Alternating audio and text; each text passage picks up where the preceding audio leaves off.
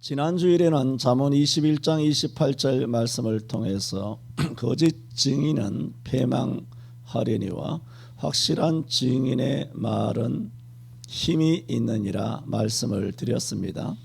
오늘은 한 장 넘겨서 23장 23절 말씀입니다. 진리를 사고서 팔지 말며 지혜와 훈계와 명철도 그리할지니라 하시는 말씀입니다. 저는 얼마 전에 그런 말씀을 드린 적이 있습니다. 믿음이 없거든 의리라도 있어라 말씀을 드렸습니다. 이 시대는 이익이 되면 뭐든지 내다 팔거나 배도하는 물질 만능주의 시대가 된 지 이미 오래입니다. 그것은 전 세계적인 현상이지만 대한민국 또한 예외가 아닙니다. 우리가 대한민국의 근대사, 현대사 1945년 이후에 대한민국 현대사를 우리가 직접 살아온 산 증인들이지만은 정치가 이렇게까지 거짓되고 더럽고 악랄한 적은 없었습니다. 이는 정치인들과 언론과 연예계가 다 사회주의 중국 공산당의 돈을 먹었기 때문입니다.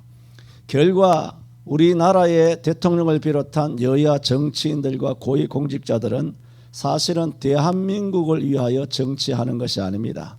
저들에게는 국가관이 사라진 지 오래고 백성들을 위하는 마음은 조금도 없고 오로지 자신들의 영달만을 위하여 미친 듯이 다름박질하는 미친 시대가 되고 말았습니다.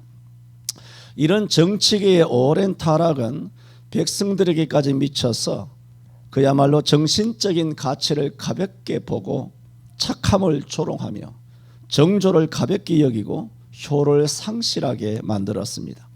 절대적인 가치는 부정하고 모든 것을 상대적인 가치로만 보는 타락한 영혼이 된 것은 중국의 더러운 돈과 함께 전 세계를 지배하고 있는 포스트 모더니즘이라고 하는 희대의 사탄의 사상이 5,300만 뿐만 아니라 교계의 지도자라고 하는 수많은 목사들의 그 심리, 정신세계 속에서도 깊이 뿌리를 내린 때문입니다. 그래서 그간 절대적인 가치로 여겨져 왔던 효, 정조, 도덕과 윤리, 반공사상은 구닥다리처럼 배척을 받기에 이르게 된 것입니다. 이런 것이 수십 년 전부터 교회 안에도 들어와서 꼭 하나님을 믿어야 하는가? 하나님은 어디든지 계시는데 꼭 교회 가서 예배를 해야 되느냐? 하나님은 온 천지에 편재해 계시는데 꼭 예수 믿어야만 구원받는다는 그런 기독교의 우리 교회의 논리는 다른 종교가 볼 때 너무 배타적이지 않는가? 너무나 고집불통 같은 그런 불통스러운 그런 종교의 이미지, 부정적인 이미지를 던져주는 것이 아니냐 하는 식으로 해서 많은 불신앙을 낳기에 이르렀습니다. 그래서 오늘날 모든 것이 무너져 버린 것입니다. 저는 그래서 오늘 종교개혁 504주년을 맞이해서 진리를 사고서 팔지 말라. 잠언 23장 23절 말씀. 내가 너희 한국교회에 진리를 주었는데 왜 오늘날 목사를 추종하는 소경을 인도하면 둘이 다 물에 빠지는 것처럼 한국교회 수백만 명이 이렇게 진리를 팔아버렸는가? 진리를 사고서 팔지 마라. 네가 네 딸을 팔아먹냐? 지금 아프가니스탄은 그렇게 하고 있지 않습니까? 베네수엘라도 그렇게 하고 있지 않습니까? 중국이 그렇게 하고 있지 않습니까? 어떻게 자기 자식을 사고 판다는 것은 상상할 수도 없는 짐승보다 못한 짓인데 어떻게 하나님의 진리를 사고 팔 수 있느냐 하는 말씀입니다. 여러분, 진리를 사고서 팔지 말라라는 말은 진리를 먼저 사야 된다는 뜻이 아닙니까? 진리를 사라는 것입니다. 저와 여러분 오늘 성령의 은혜 가운데 진리를 사시기를 바랍니다. 마태복음 13장 44절에도 천국을 비유합니다. 천국은 마치 밭에 감추인 보화와 같으니 천국이 보화라는 것입니다. 사람이 이것을 발견한 후 숨겨두고 기뻐하여 돌아와서 자기의 전 소유를 팔아 이 밭을 사느니라. 이렇게 사라는 것입니다. 여러분, 천국은 진리입니다. 이 땅은 우리가 언젠가 떠나가게 됩니다. 나그네입니다. 외국인입니다. 바람처럼 사라져가게 됩니다. 우리도 다 우리 아버지, 할아버지, 우리 조상들처럼 이 한양 땅에 묻히게 될 겁니다. 조선 500년 왕조가 한양 땅에 묻힌 것처럼 저와 여러분도 이 땅에 묻힙니다. 그러므로 참된 진리 되시는 천국을 사라고 했습니다. 그래서 사람이 이를 발견한 후 숨겨두고 기뻐하여 돌아와서 자기의 전 소유를 팔아서 이 밭을 샀다는 것은 무엇입니까? 진리를 어떻게 사야 된다는 것입니까? 진리를 사기 위해서는 자기의 전 소유를 파는 희생과 결단이 있어야 한다는 것입니다. 진리는 그저 얻어지는 것이 아니라는 것입니다. 너무 귀한 것이기 때문에 이 사람은 돌아가서 자기의 전 소유를 팔아서라도 이 밭을 사면 밭 속에 뭐가 있느냐? 보화 예수가 있다는 것입니다. 이 보물 대신 진리 되시는 천국 되는 예수 그리스도를 사야 하는 데 있어서는 진리를 사라. 오늘 이 말씀은 결단과 희생을 우리에게 요구하고 있다는 것입니다. 이런 일에 실패한 사람 부자 청년입니다. 예수님께 나와서 선한 선생님이여 내가 어찌하여 영생을 얻겠습니까? 너가 어찌하여 나를 선한 선생이라 하느냐? 선한 자는 한 분밖에 없으시니 하늘에 계신 내 아버지시니라. 계명을 지켜라. 계명을 다 지켰나이다. 아 그러냐? 그렇다면 내가 온전하고자 하느냐? 계명을 다 지킨다고 온전한 것이 아니라 너가 온전하고자 할진대 내 소유를 팔아 가난한 자들을 주라. 그리하면 내 보화가 하늘에 있으리라 그랬어요.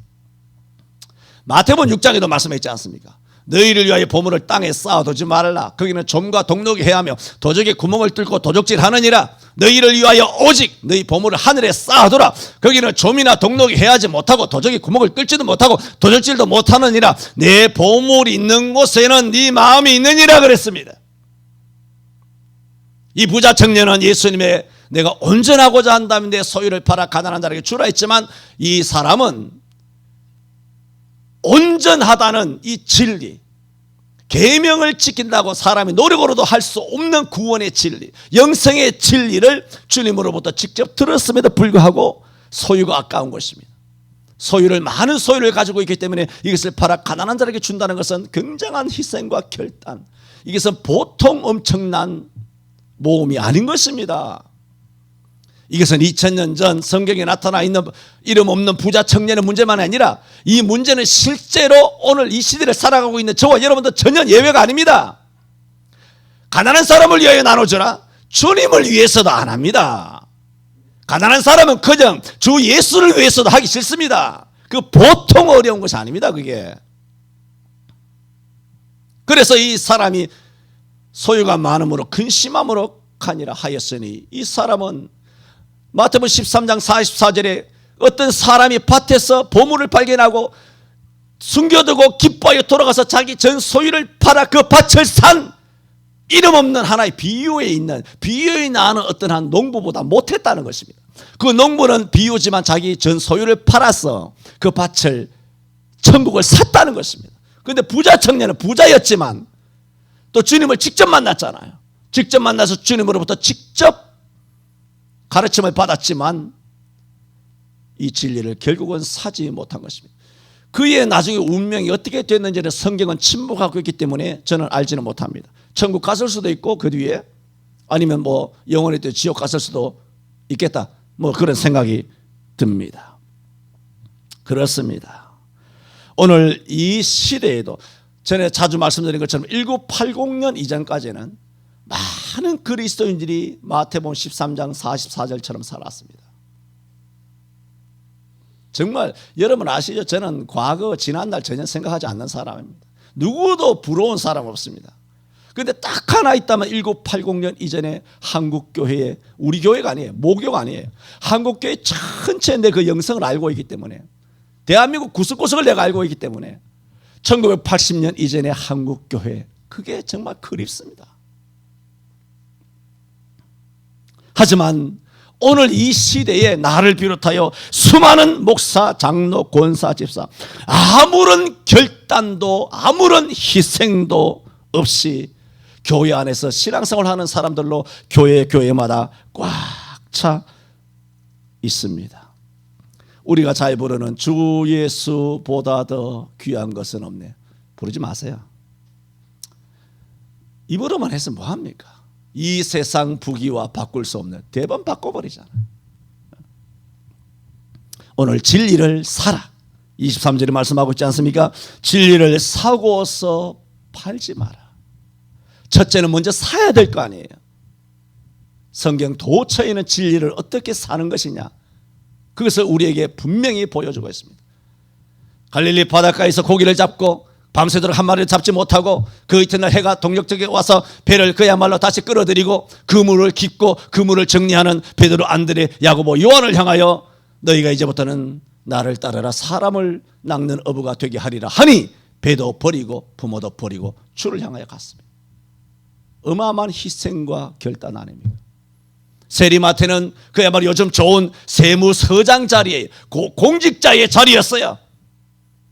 일평생 이 자리에 있다면 그는 막강한 물질적인 윤택과 그런 삶을 누릴 수가 있었습니다. 그런데 예수님께서 지나가시다가 툭 던진 말씀입니다. 나를 좇으라 하니 대번 그 직장에서 다 내버리고 주님을 쫓은 것입니다. 12제자 이름을 위해서 뭐 할 것이며, 베드로, 안드레, 야고보, 요한을 알아서 도대체 뭐 할 것이며, 부자 청년을 알아서 뭐 할 것이며, 사렙다 가부와 수낸 여부의 헌신과 막달라 마리아, 마리아의 헌신에 내가 수많은 여자들이 자기의 소유로 예수님과 제자들을 섬기더라 하는 것, 또한 베베라든가 이런 여러 훌륭한 아리마대 요셉이라든가 성경에 수도 없이 있는 그런 사람들의 이름을 더 이상 오르내리지 않기를 바랍니다. 저는 첫 번째 말씀을 드렸습니다. 진리를 사라. 진리를 사라. 두 번째 주님께서 하시는 말씀은 팔지 말라. 샀다면 진리를 팔지 말라라고 말씀하셨습니다. 이미 지금까지 진리가 얼마나 귀한 것인가. 나의 전 재산, 나의 전 인생을 던지고도, 주님 앞에 다 던지고도 사야 하는 엄청난 가치가 있다. 이걸 살 수만 있다면 어마어마한 대박이다. 진리는 이런 것이다라고 말씀을 드렸습니다. 그런데 팔지 말라는 이 말이 여러분 이해가 됩니까? 그걸 누가 팔아요? 안 팔지 아무도. 그런데 진리를 사고서, 핵심은 어디 있습니까? 사고서에 사실 핵심이 있지 않아요. 문장의 그 방점은 팔지 말라는 것입니다. 지혜와 훈계와 명철도 팔지 말라 그리할지니라. 이건 뭡니까? 지혜를 파는 사람이 너무 많다는 겁니다. 너무 많으니까 주님께서 진리를 사고서 팔지 말라. 이 메시지의 방점과 강조점은 팔지 말라는 데 있으니 이게 얼마나 이게 어이가 없는 순간이냐는 겁니다. 이걸 파는 사람이 있으면 이거 제정신이 아닌 것이죠. 그런데 제정신 아닌 사람이 이 땅에 너무너무 많으니까 진리를 막 팔아버리는 것입니다. 어떤 사람은 개인의 사사로운 이익 때문에 진리를 팝니다. 우리는 개인적인 사사로운 이익 때문에 진리를 팔지 말아야 합니다. 진리로 장사를 해먹지 말아야 합니다. 말하자면 교회는 성직이라 그러죠. 목사는 성직입니다. 성직이기 때문에 당연히 양을 치는 사람이 그 양에서 나오는 소득을 먹는 것이고, 포도를 그렇게 가꾸는 사람이 포도에서 나오는 열매를 먹는 것이에요. 마땅히 교회에서 나오는 양식을 먹는 것은 구약 성경에서부터 계속 말씀해 왔기 때문에 목사는 당연히 교회에서 나오는 그런 것들을 통하여 먹도록 성경에서 말씀을 하고 있어요. 그러나 이런 하나님이 주신 것에 대하여 그냥 하나님이 주시는구나 하는 그런 믿음으로 사는 것과, 목구멍이 포도청이라서 목사를 해야만 먹고 사는 것과는 다르지 않습니까? 그것은 목사 장사죠. 그건 목사로 장사하는 거예요. 성직자로서 그냥 먹고 사는 게 직업군이에요. 직업. 우리는 진리로 장사해서 먹지 말아야 합니다. 장사 때문에 주의를 어겨서는 안 된다는 말입니다. 여러분, 지난 세월 동안에 목사님들이 수십 년 동안 설교하는 게 뭡니까? 주일날 장사하지 마라, 주일날 직장 나가지 마라, 주일을 목숨을 내놓고 지켜라. 나만 한 게 아니잖아요. 수십만, 약 30만 원 이르는 목사님들이 다 이렇게 백몇 년 동안 다 주일시키라고 설교를 해왔어요. 그런데 진리를 사고서 팔지 말라고 한 것처럼, 그것은 파는 사람이 많다는 것처럼 주일을 지키라고 이렇게 목사님이 설교했다는 것은 뭡니까? 안 지키는 사람이 수두룩하다는 거예요. 주일날 문 열고, 주일날 장사하고, 주일날 뭐 볼일 보러 다니고, 주일날 온데 돌아다니고, 이런 사람이 너무 많단 말입니다. 그러니까 목사님들이 주일을 꼭 지키라고 설교를 그렇게 해왔지만 암만 해도 주일날 문 엽니다. 주일날 문을 연다니까 하나님 말씀을 안 들어요. 하나님 말씀이 안 무서워요. 그런데 문재인이 말은 무서워가지고 하루 문 닫은 거 아닙니다. 1년 8개월 동안 개점 휴업 상태입니다. 문 다 닫았습니다. 하나님 말씀은 전혀 안 무서운데 문재인이 말은 무서워가지고 예수 믿으나 안 믿으나, 그중에 자영업자는 장로나 무슨 권사나 집사나 청년이나 다 문 닫았어요. 누구 때문에? 문재인이 말이 무서웠어.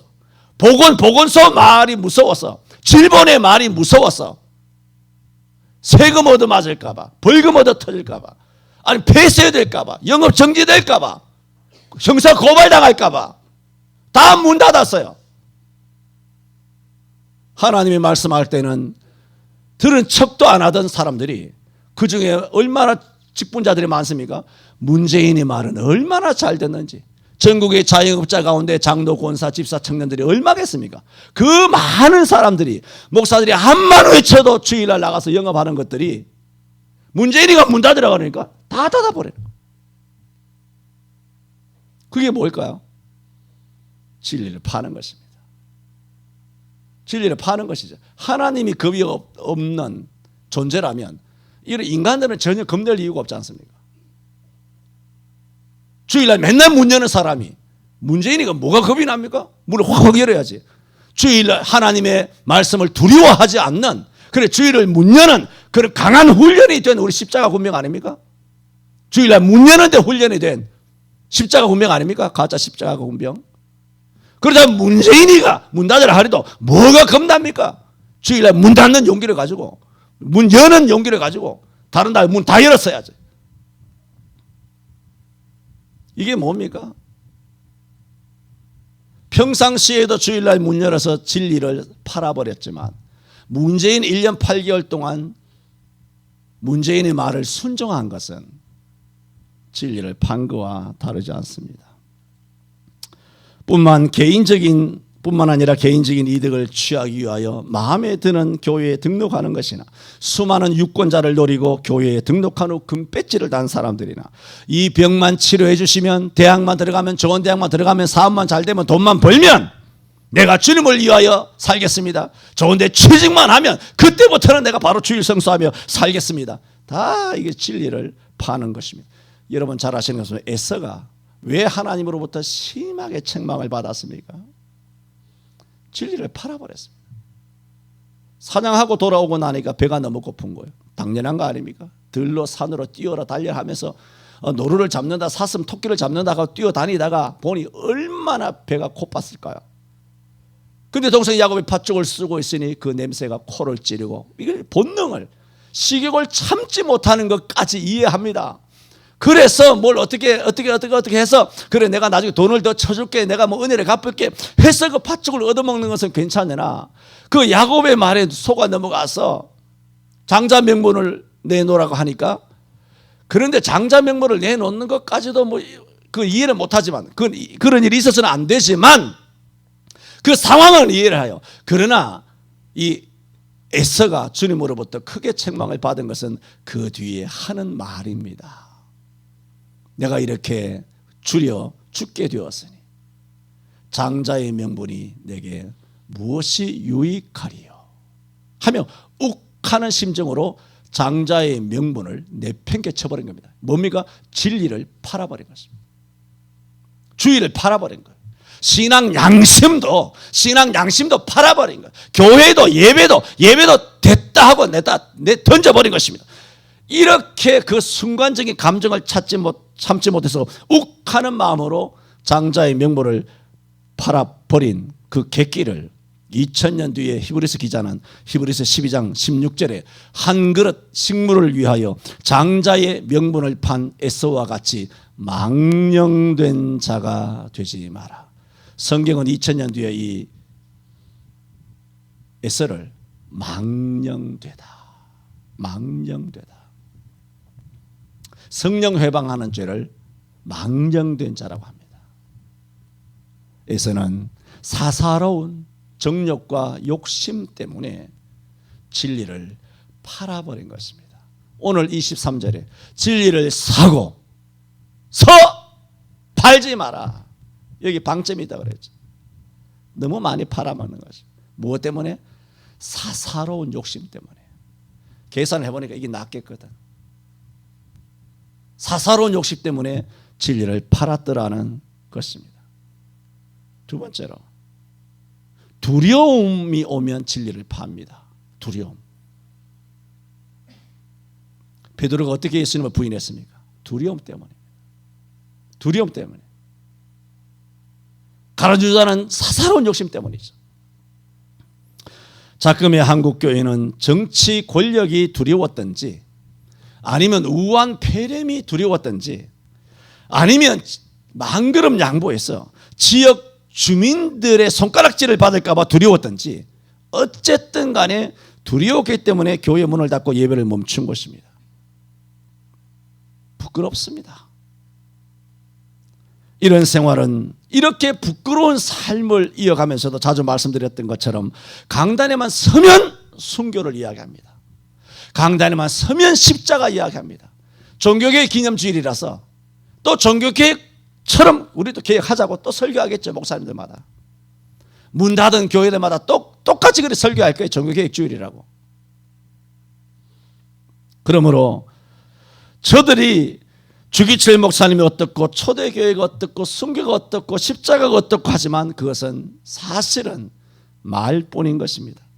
초대교회의 성도들은 어떤 경우에라도 두려움 때문에 진리를 팔지 않았습니다. 잘 아시지 않습니까? 사자굴에 집어 던집니다. 풀무불에 집어 던집니다. 여러분, 이런 공포죠. 이거는 이런 두려움으로 말하자면 초대교회, 중세교회 성도들보다 이런 두려움의 전율을 느낀 세대의 사람은 없습니다. 6.25 치하에서 빨갱이들이 남쪽에 쳐들어와서 예수 믿는 사람들 다 따발총으로 쏴 죽이고 죽창으로 찔러 죽이는 그런 두려움을 우리 한국교회도 겪었죠. 그런 두려움 이외에 지금 이 자유 대한민국, 물론 지금 공산주의가 되고 있습니다만, 이런 자유 대한민국에서 누가 와서 교회에 와서 우리를 체포해 갑니까? 가산을 정몰해 갑니까? 누가 우리를 구속을 때립니까? 우리를 죽입니까? 돌로 칩니까? 우리를 불속에 집어던집니까? 사자굴에 집어던집니까? 여러분, 히브리서 11장은 믿음으로 산 구약의 모든 성도들의 삶을 말하고 있어요. 히브리 11장 33절 이하에 저들이 어떻게 믿음으로 살았느냐 잘 들어보세요. 이렇게 말합니다. 저희가 믿음으로 나라들을 이기기도 하며. 나라를 이겨. 경찰 나부랭이 하나를 이긴 게 아니고 그냥 7급 9급 공무원 이래 따라지 그런 9급 공무원을 이긴 것이 아니라 나라를 이겼답니다. 믿음으로 나라를 이기기도 하고 의를 행하기도 하며 약속을 받기도 하며 사자들의 입을 막기도 하며 사자의 입을 막았답니다. 다니엘을 이야기하는 거 아닙니까? 그리고 불의 세력을 말하기도 하며 칼날을 피하기도 하며 연약한 가운데서 강하게 되기도 하며 전쟁에 용맹되어 이방 사람의 진을 물리치기도 하며 여자들은 자기들의 죽은 자를 부활로 받기도 하며. 들어보세요. 주목 어디 봅니까? 잠 옵니까? 오늘 모두에 살살 설교를 했더니 잠이 옵니까? 오늘 처음 시작 도입이 좀 부드럽게 한다는 느낌이 안 들었습니까?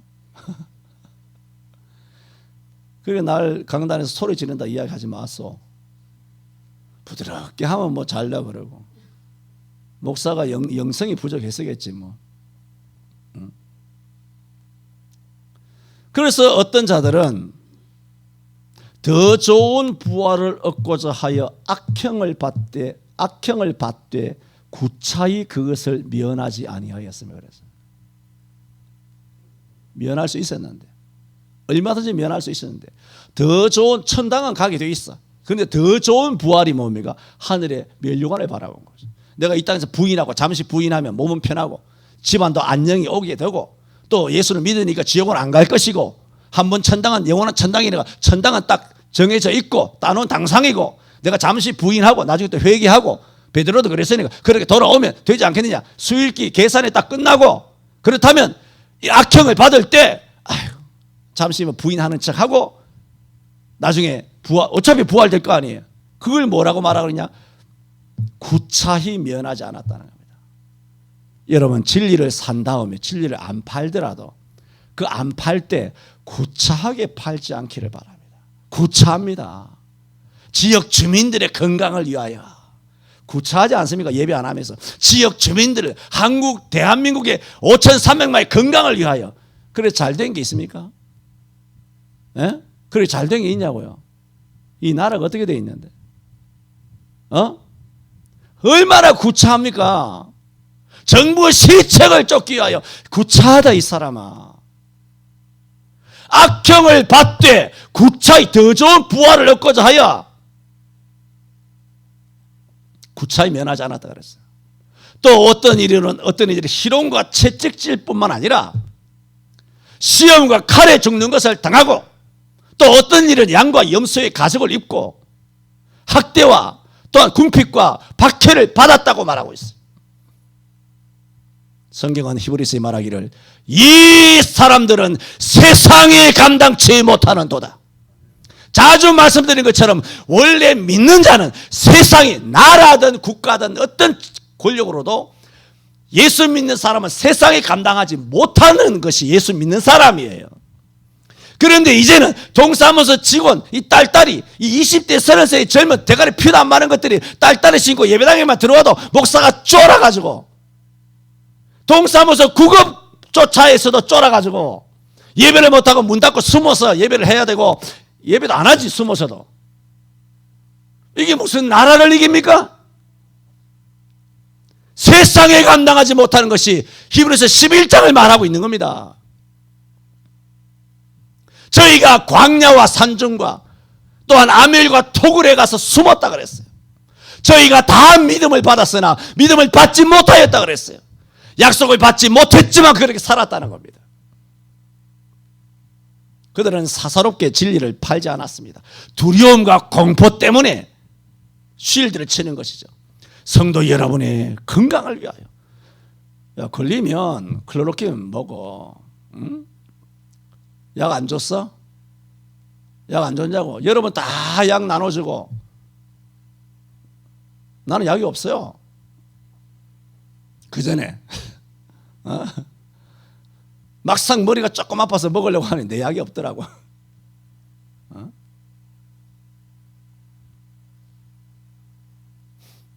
클로로킨 먹으면 되고 또 기도하면 낫는 것이고 핵심은 예를 들어 예배하다가 죽었다.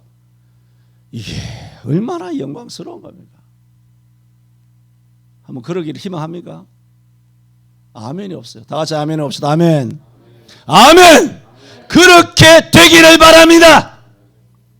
지금 이 시대에는 그것이 웃기는 말, 도대체 마음에 안 앉는다, 비현실적인 말로 들릴지 모르지만 초대 중세교회 그리스도인들은 그것이 실제였어요. 그들의 삶이었고 생활이었어요. 주를 믿다가 죽는 거, 성경에 기록된 성경 구절 아니었어요. 그들의 삶이었다고요. 그들의 생활이었어요. 지금은 전부 낭만적으로 예수 믿는 거야. 낭만적으로 목사하는 거야. 낭만적으로. 작금의 한국교회 성도들은 어떤 형식의 위협이든 그 위협이 두려워서 굴복해놓고 영상예배도 예배했다고 주장하고 있으니 입으로 진리를 고수하고 있는 것입니다. 그리고 진리를 이런 사람들은 사실은 팔아버린 사람들입니다. 세 번째, 첫 번째 뭐라 그랬습니까? 사사로운 이익으로 진리를 팔지 마라. 두 번째 두려우면 사람들이 움찔하거든요. 몰라. 너 예수 믿습니다. 예수 안 믿어요. 이건 자동 반사죠. 본능이잖아요. 내가 살고 싶은 게 본능이잖아요. 그걸 뭐 이해를 못하는 건 아닙니다. 그러나 그 진리를 파는 것이 된다는 것입니다. 그렇게 하지 말아야 합니다. 세 번째는 타협하기 위해서 진리를 팔지 말아야 합니다. 작년부터 이야기했잖아요. 팔 때 무슨 교단장들이 청와대에 다 끌려가가지고 뭐 사인하고 재인이하고 서로 대화하고 무슨 총리하고 대화하고 이게 다 뭐합니까? 다 하고 나서 뭐 하고 나왔습니까? 얻은 것은 1도 없고 정부 시책을 철저히 따르겠습니다. 지가 사인만 하고 온 거예요. 이게 뭡니까? 타협이죠. 얼마 전에도 뭐 소광석 목사가 두고 보라. 부산의 그 목사님 또 뭐 서울의 목사님들이 어떤 면에서는 이제는 같은 목사라고 해서 그냥 둬서는 안 되겠다. 비난할 것은 비난해야 되겠다고 하여 비난을 하니까 그렇게 말하자면 뭐 깝죽거리지 말라 이런 식으로 다 내가 일 처리를 다 해놨다. 좋은 소식이 올 것이다. 그래 막상 패를 딱 까고 보니 무슨 좋은 소식? 99명에서 이제 10% 허락을 받아왔다는 10%. 또 백신 맞은 사람 100%라면 20% 허락받아온 걸 가지고 좋은 소식이 있을 것이라고 다 해결하고 내가 다 그렇게 총대 메고 했다는 식으로 했는데 도대체 이거 딱 상황을 열고 보니까 아무것도 아니고 엉망진창으로 타협만 하고 진리만 팔아온 주제에 그렇게 말을 하고 있는 것입니다. 진리를 판 거예요. 그 사람은 사사로운 이익 때문에, 그 사람은 세계 다 걸려요. 두려움 때문에. 세 번째는 타협 때문에 진리를 판 것입니다. 세상과 그리스도인들이요, 지금 두려움은 별로 없잖아요. 우리가 지난 대한민국 땅에 살면서 두려워서 예수를 부인하는 경우는 극소수예요. 사사로운 이익 때문에 주일날 문 열고 이렇게 하는 것은 많아요. 그런데 가장 많은 것이 뭐냐면 타협입니다. 타협 때문에 진리를 팝니다. 그게 뭔지 아십니까? 그냥 다수를 따라가는 겁니다. 다수. 그럼 어떻게 되죠? 편합니다. 가족끼리 모였어. 가족이 다수잖아. 나만 혼자 예수 믿고 다수야. 그래 이따 말고 가만히 있는 거야. 벙어리 귀신처럼 가만히 있는 거야. 죄송하지만 저는 60평생 그렇게 산 적이 없습니다. 어릴 때부터. 어느 곳에 가든 군에 있든 사회에 있든 어디 가든 어떤 모임이든 어떤 서클이든 갔을 때 가만히 있지 않았습니다. 뭐 전에 다 이야기는 또 이야기할 수도 없고 또 이야기해 봅시다. 여러분 이해를 돕기 위하여. 한 번은 대구에서 큰 교회를 세울 때가 있었어요. 그런데 여러분 경부고속도로나 교량을 건설하고 뭐 터널을 뚫고 하다 보면 많은 사람이 죽잖아요. 그런데 그 당시 뭐 40년 50년 전이니까 큰 교회를 짓다 보면 어떻게 안전사고가 나서 높은 데서 떨어져 죽잖아요. 그리고 어떤 서클, 예수 안 믿는 서클이야. 예수 안 믿는 사람들끼리 서클이 모였어. 내가 말하자면 뭐 대학 1학년 때야. 뭐 배운다고 그래 서클이 모였어. 한 10대 명이 모였어. 그래 뭐 저쪽으로 가서 뭐 포도도 따먹고 뭐 딸기 밭에 가서 그렇게 그런 거 옛날 많이 했잖아요. 딸기 밭에 가서 뭐 교제도 하고 그렇게 하는데 그 중에 한 사람이 딸기를 먹으면서 남자예요. 내가 그때 20살인가 그래요. 그런데 그 친구는 군대 재리한 예비역이더라고. 24살, 25살. 나보다는 형이죠. 그런데 뭐 그런 거 없으니까 내가 그때는 노안이었거든. 나이 좀 들어 보이니까 뭐 예비역이냐고 그렇게 물어보기도 했었습니다만 그렇게 하면서 뭐 딸기 먹다가 보면서 뭐 대구 시내 이야기가 나오면서 그 친구 하는 얘기가 그게 뭐냐면 대구 서문교예요. 서문교에 그때 지었거든. 서문교에 높이 지으면서 사람들이 몇 사람 떨어져 죽었나 봐요. 그러니까는 이렇게 말하는 거예요. 야, 교회가 이웃 사랑 또 무슨 천국 복음을 전하면서 어떻게 사람을 죽이기까지 하면서 교회를 짓나? 사람을 죽이기까지 하면서 교회를 짓나? 맞죠? 죽었으니까. 그래서 내가 딱 잘라서 말했습니다. 아무개 씨 이렇게 말했어요. 그것도 절미하고 40년 전 이야기지만 생각나요. 사람을 죽이기까지 하면서 교회를 지은 것이 아니고 교회를 짓다 보니 사람이 죽은 것입니다. 경부고속도로 아시잖아요. 초풍령에 알지 않습니까? 아무개 형제요, 아무개 씨. 아니면 교량이나 터널이나 건물 도시 계획이나 모두 건설할 때 얼마나 많은 사람이 죽습니까? 그럼 박정희가 사람 죽이려고 경부고속도로를 놨습니까? 그러면 교회만 아니에요. 대구 시내 선 모든 빌딩들은 다 안전사고 나서 많은 사람이 죽었습니다. 저 호텔들 다 사람 죽이려고 호텔을 세운 것입니까? 말했습니다. 그럼 말을 못하는 것입니다. 그게 내 몇 살 때냐? 20살 때예요. 이렇게 20살 때부터가 옛날부터 다 그렇게 지나왔었습니다. 그래서 기독교인들이 어제 나가서 세상과 타협하는 걸 보면 목사님 왜 저래 소리 지르나, 왜 저래 성질 부리시나, 왜 저래 고함을 지르시나, 왜 저래 격하신가 싶으지만 용서하고 들었어요. 내가 아는 그리스도인의 삶과는 너무 다르기 때문에 강단에만 서면 화가 이렇게 미칩니다. 물론 화를 내면 안 되죠. 안 되지만 소리가 막 높아지게 돼요. 왜 그렇게 사는지. 내가 목사 됐을 때 그렇게 한 거 아니에요. 전도사 때 한 게 아니라고요. 그냥 청년 때 한 거예요. 청년 때 그냥. 고등학교 때도 그랬고 중학교 때도 그랬고.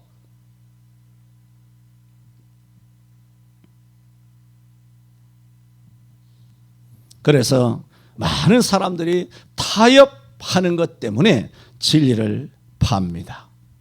뭐 어때? 이거나 저거나 뭐. 아이, 난 어쩔 수 없어. 아이, 다 그런 거지 뭐. 나만 그래? 아이, 장로도 그러더라. 아이, 요즘 목사들도 그러더라. 사람들은 쉽게 타협합니다. 그러면서 성도들은 타협하면서도 괜찮겠지 합니다. 안 괜찮습니다. 절대로 안 괜찮습니다. 당신의 영혼은 죽습니다. 그런 삶이 수십 년 동안 교회 안에서 용인이 되었어요. 용인이. 그렇게 살아도 타협하며 살고 두려워하며 살며 사사로운 이익을 위해 살아도 목사님들이 설교를 못하는 겁니다. 왜? 상처받을까 봐. 목사님 오늘 설교 때문에 상처받았어. 또 지덕기 일주일 내내 얼마나 소문이 빠른지 모릅니다. 전도는 안 하는 벙어리 귀신 들린 것들이 아주 이런 못된 것들은 아주 구역 전도에 뭐 돌아가면서 전화질 해가면서 막 요즘은 뭐 얼마나 좋아져서 통신이 더 발달됐으니까 얼마나 더 씹고 찢고 까불고 얼마나 하겠습니까? 말이 확 돌면 아이 목사님 우리 그러니까 평상시에 또 원망하는 사람이 목사님이 우리 교회 목사님 사랑이 좀 없어. 말씀은 잘 전하는데 사랑이 좀 없어. 이렇게 사람 뭐 예배당 짓다가 사람을 죽이면 되느냐 이런 식으로 말을 꽈가지고 그런 식으로 아주 교묘하게 누가 아담의 후예가 아니랄까봐 뱀의 후손이 아니랄까봐 하나님께서 이 동산에 있는 것을 하나도 따먹지 못하게 했지라고 하며 사람의 감정을 부추겼어. 미움과 분란을 불러일으키는 경우들이 많이 있습니다. 그래서 강단에서부터 진리를 선포하지 못한 때문인데 이게 뭐냐? 목사들이 강단에서부터 타협을 한 것입니다. 여러분이 왜 나가서 타협하며 삽니까? 그런데 여러분은 타협 안 하잖아. 왜 그런지 아세요? 이 목사가 여러분과 타협 안 합니다.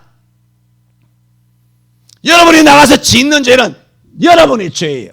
여러분이 짓는 죄에 대하여 내가 죄를 받을 이유는 없어요. 내가 그 책임을 지기 싫은 거예요. 나는 다 외칠 만큼 외쳐놓고 선택은 여러분이 하는 것이죠. 왜 성도들이 이 모양이 됐느냐? 왜 세상 두려워하고 사사로운 이익대로 살아가면서 마음대로 윤리도 도덕도 정조도 신앙도 없이 주일 성수도 없이 예배도 없이 이렇게 사람들이 세상을 타협하며 세상 사람들처럼 똑같이 박쥐 새끼처럼 살아가느냐? 왜 카멜레온처럼 살아가느냐? 왜 록비의 가루왈츠처럼 살아가느냐? 그 이야기는 목사들 책임입니다. 목사님들이 설교 내용 자체가 목사님들의 메시지가 타협하는 것입니다. 야, 이 설교 이혼하는 설교 이혼하지 마라 하면 아무개 또 이혼한 권사가 또 상처받겠지. 왜 낙태하느냐? 낙태하는 것은 살인죄다. 낙태하지 마라. 그럼 낙태한 사람이 절반인데 우리나라 전 세계 낙태 1위인 거 아십니까? 전 세계 낙태율 1위입니다. 출산 애는 안 나오면서 애는 0.86명 나오면서 낙태는 세계 1위, 출산율의 세계 꼴찌. 이게 우리나라 한여들의 현 주소입니다. 20대 30대 가신아들의 현 주소입니다. 이 저주받을 짓이죠. 낙태는 막 해놓고 마음대로 이 남자 저 남자 사귀었다가 클럽 가서 멋대로 원나잇 해가지고 뭐 개지랄을 해놓고, 그래서 낙태는 수십 명 그렇게 다 죽여놓고 애는 한 놈도 안 낳는 거야 이놈들이. 이런 설교를 하면 되겠습니까 목사가?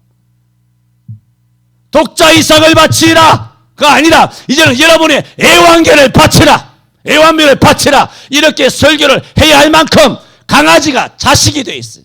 내가 얼마 전에도 내 친척하고 한번 밥 먹으러 갔더니 그 개가 있더라고. 리트리버라고 개 아주 좋은 개 있잖아요. 저도 저는 개 엄청 좋아합니다. 그래 바로 사겠다는 거 아닙니까? 그 개랑, 그 개새끼랑 내가 바로 사겠습니다. 그 리트리버를 만나서 그러겠다고 이렇게 뭐 통성명하고 명함 주고받고 했는데 이름을 딱 물어보니까 이름이 뭐냐 하면 걔네들이 이름이 해자 돌림이에요. 해자. 아들 딸이 있는데 해자 돌림인데 그 개가 그 돌림자를 받아가지고 해 뭐라고 하더라고. 그 개 이름은 내가 모르겠어. 해 뭐야. 독실한 집사입니다. 목사 딸입니다. 얼마나 독실한 그리스도인인지 모릅니다. 그런데 개새끼를 두고 자기 아들 딸의 그 돌림자로 그 붙여가지고 해릉인가 뭐 난 모르겠어 하여튼 그 돌림자를 썼기에 내가 그 자리에 살짝 섬찟 놀랐습니다. 오늘날 천만이 개 키우고 앉았습니다. 누가 키우지 말라 그럽니까? 키우세요. 그러나 개는 개라는 거예요. 이게 목사님들이 그래요. 전국의 목사님 다 그래요. 뭐냐면 오늘날 성도들에게 목사가 타협할 수밖에 없는 것은 성도들이 이것은 다 참는데 이것 건드리면 도무지 못 참는 게 있답니다. 그게 뭐냐면 자식 건드리는 거예요. 팍 떱니다. 야, 왜 이런 엉망진창의 젊은 엄마 아빠들이 됐을까? 바로 책망하고, 나도 책망 다 안 하잖아요. 책망 안 하고 설교로만 하잖아. 개인적으로 내가 언제 뭐 영호한테 한승이한테 개인적으로 내가 뭘 한 적이 있어요? 할 게 많아도 설교로 다 하잖아. 대신 설교로 내 여과 없이 다 하지. 설교를 하지. 개인적으로 안 하잖아. 그런데 뭐 자식 건드리고 뭐 손자 건드리고 뭐 애 건드리고 이러면 교회를 그냥 나가버려요. 그게 뭡니까? 자식이 우상이야. 자식이 신이야. 목사 말이 싫은 거예요. 근데 이제는 뭔지 아십니까? 집안에 개 건드렸다가는 개판 납니다. 이제. 교회마저 개박살 납니다. 개 건드리면 교회가 개판 나고 개 건드리면 교회가 개박살 납니다. 이제는 목사들이 집안에 아들, 딸, 손자, 손녀만 겁을 내야 되는 게 아니라 개들 눈치 봐야 되는 것이 아니라 이 집안에 무슨 뭐 온갖 개나 고양이나 뭐 여러 가지 특수 그런 거 키우잖아요. 그런 거 건드리면 팍 떨면서 목사님 아주 무식해가지고 지금 어느 실은 얘들도 다 아들 딸들인데 하면서 그건 네 사정이고 야 성경 우리는 성경이잖아. 성경이 거기 있어. 내가 오늘 좀 참으려고 하는데 도둑놈이지. 야 도둑놈아 성경이 있어 임마? 그건 네 감정이잖아. 그건 네 감정이잖아. 성경이 인자고 개, 돼지, 고양이 육축이지. 하나님께서 어떻게 했어? 홍수 이후에 노아한테 다 잡아먹으라 그랬어. 이 도둑놈아. 성경도 거꾸로 읽냐? 이 땅에 있는 네 발 달린 것들은 다 잡아먹으라 그랬어. 내가 안 잡아먹는 거야 일부러. 개가 개인 줄도 모르고 말이죠. 거기에다가 자기 감정을 이입해서 니는 사람이다. 니는 내 딸이다. 내 아들이다. 와. 개 키우세요. 저도 돈 많이 벌면 300평짜리 전원주택 사가지고 쇠파트. 저는 작은 개는 아주 간지러워서 싫어요. 큰 개 쇠파트 키우고 싶어요. 리트리버도 키우고 싶어요. 아니면 뭐 시베리안 허스키 같은 거 다 이런 놈들 좋아해요. 내가 그렇게 키웠거든. 수십 마리 키웠거든. 우리 아버지 옛날에 본가에 있을 때 군경 키웠다고요. 얼마나 멋지는지 몰라요. 걔네들이. 그래도 개는 개였어요. 개는 개라고요. 이렇게 되니 이제 아들 손자 눈치 봐야 되지, 집안에 있는 개새끼도 다 목사님 눈치 봐야 되지, 설교할 수 있겠어요? 못합니다. 그리고 어떻게 합니까? 강단에서 타협하는 거죠. 이혼에 대하여, 낙태에 대하여, 정조에 대하여, 처녀 아닌 것들, 우리에게는 다 처녀들이 시집 갔잖아요. 할렐루야. 대단한 것입니다. 이게 옛날에 드루실라 이야기 했잖아요. 기독교인 중에 처녀 아닌 것들도 많지만 처녀인 것들이 많아요, 기독교인들. 그래서 로마 장군들이, 장교들이, 엘리트 장교들이, 그래서 전부 다 누구를 결혼하냐면 로마의 문화에 받아서 이 여자들이 여자가 아니에요. 완전히 뭐 짐승과 장기와 개 같은 여자들이에요. 그래서 로마 시대 때는 뭐가 나왔냐면은 유대 여자는 정조가 있다. 그래서 로마 간부들이 전부 다 유대 여자들과 결혼을 하는 거예요. 오늘 한국 교회가 이렇게 될 시기를 맞았습니다. 이렇게 돼요. 그러니까 목사님들이 설교를 못하죠. 나머지는 밴드에 올리겠습니다. 마지막으로 한 말씀만 드립시다. 예수님께서 공생의 초기에 예루살렘 성전에 올라가셨을 때 그 성전이 장사하는 집으로 되었습니다. 주님께서는 노금과 채찍을 만드시고 그 소나 양이나 비둘기를 파는 것들을 다 내어 쫓으시고 돈 받고는 상을 엎으시고 그들을 다 내어 쫓으셨습니다. 그리고 내 아버지의 집으로, 성전으로 장사하는 집을 만들지 말라. 근데 3년 뒤에 다시 예루살렘 성전에 올라가니까 이제는 강도의 구렬이 되었어요. 강도의 소굴이 되었어요. 그리고 주님께서는 내 집은 만민이 기도하는 집이거늘 하면서 똑같이 3년 전과 똑같이 이 모든 것을 내어 쫓으셨어요. 보세요. 주님이나 세례요한이나 선지자들이나 신약의 사도들이나 초대교회 성도들이나 중세교회 성도들은 그 어떤 것과도 타협하지 않았습니다. 예수님의 이 행동을 보세요. 이게 과연 오늘 이 시대에 이게 가능한 일입니까? 교회 가서 다 엎어버린 거야. 이게 가능한 일이냐고요. 이거 너무 교양머리 없는 거 아닙니까? 비상식적인 거 아닙니까? 예수님이면 답니까? 그렇게 해도 되는 거예요? 예배당에는 엄전히 목사가 있고 장로가 있고 당회가 있고 제사장이 있고 사도행이 있고 서기관들이 있고 바리새인들이 있고 종교 지도자들이 있는데 뭔가 절차를 밟아야 될 거 아니야. 우리 한국 교회가 하는 얘기 그거예요. 맨날 총회 노예 가면 맨날 절차 이야기해요. 절차 밟다가 뭐 전쟁 터지고 불은 끄지도 못하고 뭐 불 다 타버리고 뭐 난리 법석인 거예요. 절차는 어떻게 해야 됩니까? 예수님의 제사장들이 찾아가서 선은 이랬고 후는 이런데 이건 뭐 너무하지 않느냐. 그러면 제사장들이 말을 들어먹기는 하겠습니까? 네가 뭔데? 하면서 내 쫓겼겠죠. 개 쫓겼듯이 내 쫓겼겠죠. 그런 절차를 넘어서서 주님께서는 다 소재를 해버렸습니다.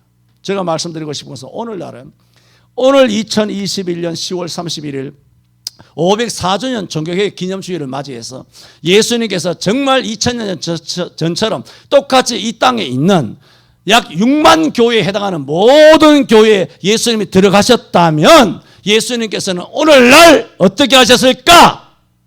예수님은 소재 못합니다. 왜 못하느냐? 소재할 게 없어요. 왜? 목사들이 성도를 다 내쫓았거든. 소재할 게 없습니다. 깨끗합니다. 목사님들이 다 영상예배라 교회 나오지 말라고 문 다 닫고 성도들을 다 내쫓았어. 교회가 깨끗합니다. 할렐루야. 정말 예수님이 바라는 교회가 된 거예요. 양도 없고 소도 없고 장로도 없고 권사도 없고 성도들도 없고 수백 수천 수만의 성도들이 아무도 없습니다. 깨끗하게 했습니다. 그러므로 주님은 와서 소재할 것이 없죠. 이제 딱 하나 남았습니다. 뭘까요? 목사를 소재하는 것입니다. 남은 건 목사밖에 없으니까. 목사 소재하면 주님께서는 하실 일이 끝나는 것입니다. 저는 오늘 23장 23절 진리를 사야 합니다. 희생과 결단이 필요합니다. 진리를 사고 보물을 땅에 쌓아두지 말라 그랬어요. 여러분이 지고 갈 거예요. 이고 갈 거예요. 다 쓰고 갈 거예요. 주를 위하여 하세요. 유산을 사회에 환원하지 마세요. 유산 50% 있다면 후손들에게 50%는 교회에 하나님 앞에 바치세요. 그러나 그 교회가 어떤 교회인가 보고 바치세요. 영상 예배하는 교회는 바치지 마세요. 영상 예배 안 하고 순교적인 교회가 한국 교회도 많이 있어요. 우리 교회 아니어도 돼요.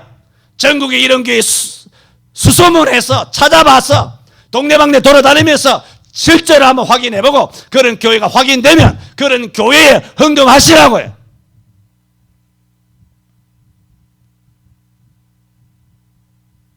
진리를 사고서 팔지 마라. 지혜와 훈계와 명철도 그러하니라. 사사로운 것 때문에, 사사로운 이익 때문에 진리를 팔면 안 됩니다. 두려움과 공포 있죠, 누구나. 그러나 그것 때문에 진리를 팔면 안 됩니다.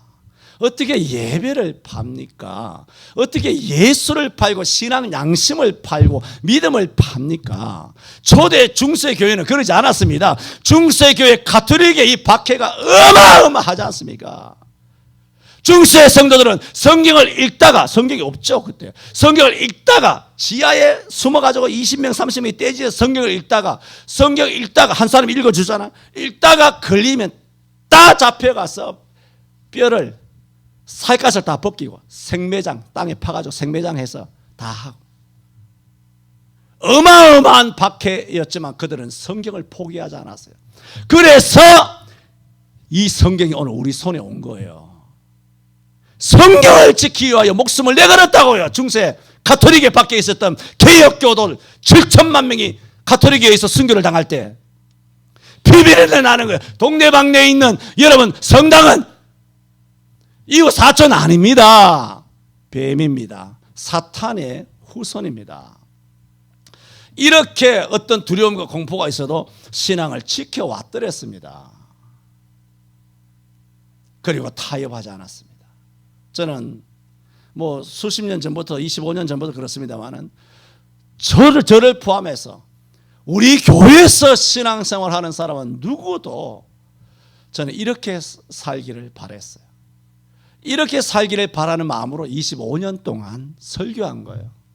진리를 사고 팔지 마라. 타협하지 마라. 하지 마라. 기도합니다.